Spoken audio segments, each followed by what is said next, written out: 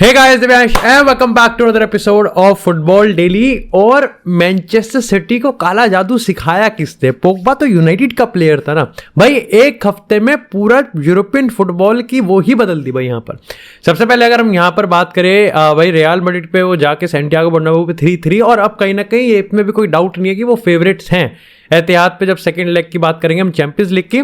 लेकिन इसी के साथ यहां पर भाई एक ही हफ्ते में ऐसा जादू करा कि लिवरपूल भी यहां पर मैच हार गई और आर्सेनल भी मैच हार गई। मतलब दोनों में से किसी ने ड्रॉ भी नहीं करा। मासूमियत देखो भाई यहां पर।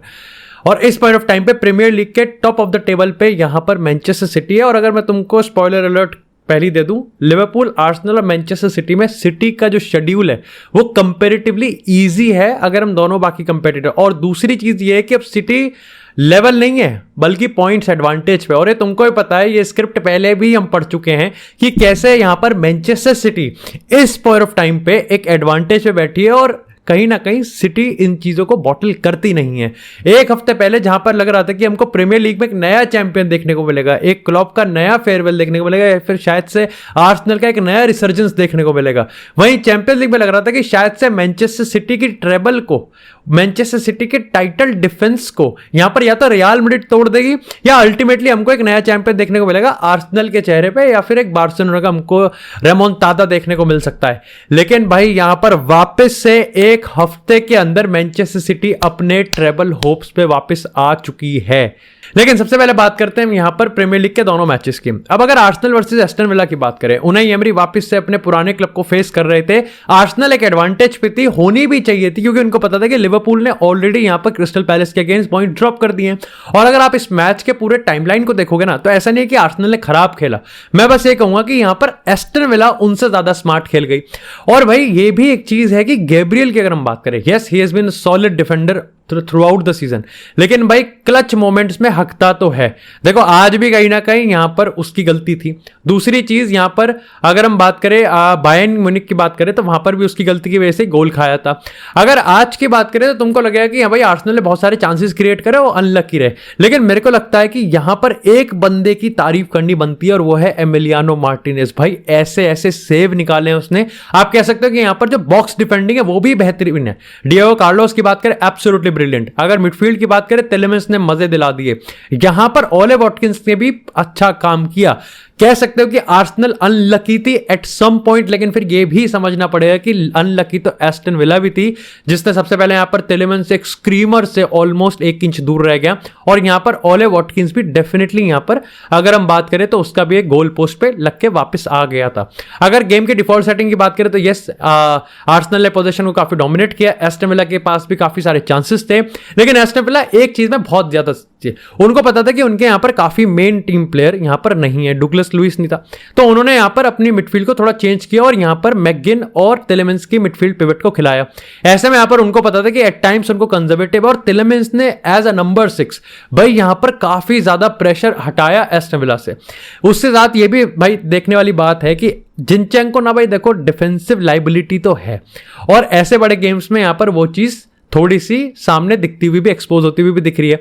इसी के साथ यहां पर अगर आप दूसरे गोल की बात करोगे तो लाइक स्मिथ रोवे, भाई मेरे को समझ में नहीं आ रहा था क्या सोच रहा था। एट टाइम्स मेरे को लगता है कि उसको यहां पर थोड़ा और एग्रेसिव जाना चाहिए था, क्योंकि वो काफी टाइम से उसको चेस कर रहा था। स्टिल यहां पर ओले वॉटकिंस ने जो फिनिश किया है, ऐसा नहीं था कि तुक्के में चला गया भाई, उसने उस चीज को काफी कंपोज्ड वे में और काफी चीकी वे में वो गोल मारा। आर्सेनल का ये हार काफी ज्यादा आप कह सकते हो डीप है, और डेफिनेटली बायर्न म्यूनिख के मैच से पहले वो भी अवे, ये भाई डेफिनेटली एक अच्छा संकेत तो नहीं है। मेरे को लगता है कि आज आर्सेनल की जो लाइनअप भी थी ना, उसमें भी थोड़े से यहां पर चेंजेस की जरूरत तो थी। क्यों आपने मार्टिनेली की जगह यहां पर ट्रोसार्ड को गिराया? अगेन कुछ नहीं कह सकते।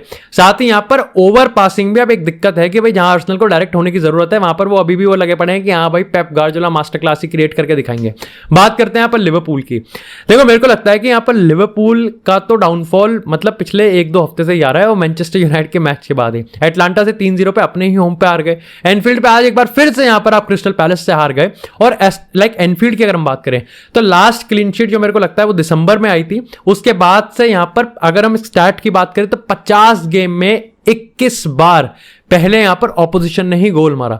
और ये गेम इतना फ्रस्ट्रेटिंग था ना, और इस गेम के पर्टिकुलरली मैं कह सकता हूं कि यहां पर 10 में से 9 बार लिवरपूल ये मैच जीत जाती कमबैक करके। हाँ, ये है कि लिवरपूल स्टार्ट थोड़ा अजीब सा ही करती है, काफी लेजी होती है, काफी पैसिव होती है, लेकिन जब वो अपने गेयर में आते हैं ना तो फिर वो लिवरपूल दिखा देते हैं कि हाँ वो लिवरपूल क्यों है। लेकिन आज भाई इतने सारे चांसेस मिस करे, और मतलब ऑलमोस्ट गोल वाले चांसेस मिस कर दिए। डार्विन नूनेज अगेन भाई, लाइक तुम कहते रहोगे डार्विन नूनेज एक वर्ल्ड क्लास पोटेंशियल है, मैं मानता भी हूं कि उसमें एक वर्ल्ड क्लास पोटेंशियल है, और डेफिनेटली वो उस चीज को कुछ हद तक यहां पर जस्टिफाई भी कर रहा है। लेकिन जो चीज वो जस्टिफाई नहीं कर पा रहा वो ये है कि भाई वो टीमो वर्नर ही है एक तरीके से बहुत इंसिडेंट पे, और टीमो वर्नर का भी एक बड़ा वर्जन वो डार्विन नूनेज है भाई एट मेनी इंसिडेंट। उसके साथ यहां पर जोटा ने भी एक साला का भी आज बेकार गेम दिया, और वर्जिल वैन डाइक का स्टीव जेरार्ड वाला स्लिप भी हमको देखने को मिल गया।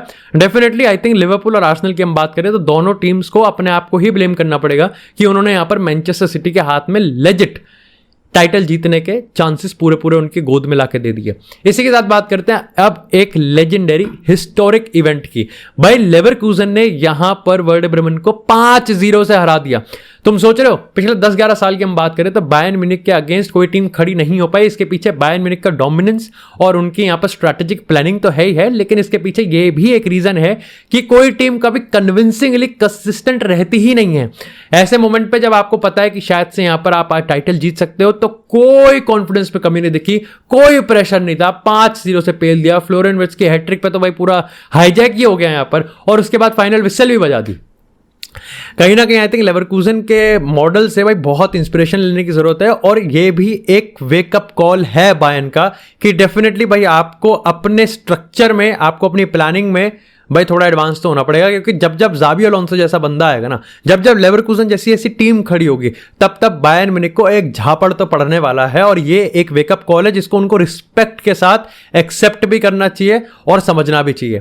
आई थिंक यहाँ पर बायर लेवरकूजन की बात करें तो उनके लिए भी भाई ये बहुत हिस्टोरिक चीज़ है कि पहला बुंदेसलीगा टाइटल है, 5 बार वो यहाँ पर बुंदेसलीगा में सेकेंड आए हैं।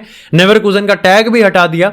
वैसे नेवरकूजन का जो इंस्पिरेशन था कि उनको क्यों टॉन्ट मारते थे वो 2002 से था, जहां पर वो एक ही सीजन में परफेक्ट होने के बावजूद भी लास्ट में जाके बॉटल कर गए, जर्मन कप भी हार गए, चैंपियंस लीग फाइनल भी हार गए, और उससे 2 दिन पहले बुंदेसलीगा को लास्ट डे पे भी बॉटल कर दिया।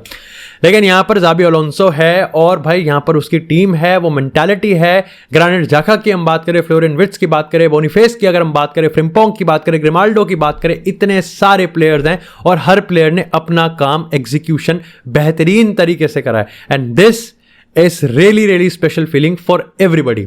इसी के साथ बात करते हैं हम यहां पर 2 अपडेट्स की। सबसे पहले अगर हम बात करते हैं पर बायर्न म्यूनिख की, तो भाई ऐसी अपडेट हमारे सामने निकल के आई है कि भाई बायर्न म्यूनिख ने जिडान के एंटराज यानी कि जिडान के एजेंट और टीम को कॉल किया कि क्या वो नेक्स्ट ईयर बायर्न म्यूनिख के मैनेजर बनने में इंटरेस्टेड है। अब देखो इसके रिगार्डिंग थोड़ा सा यहां पर इतर बितर के सोर्सेज हैं।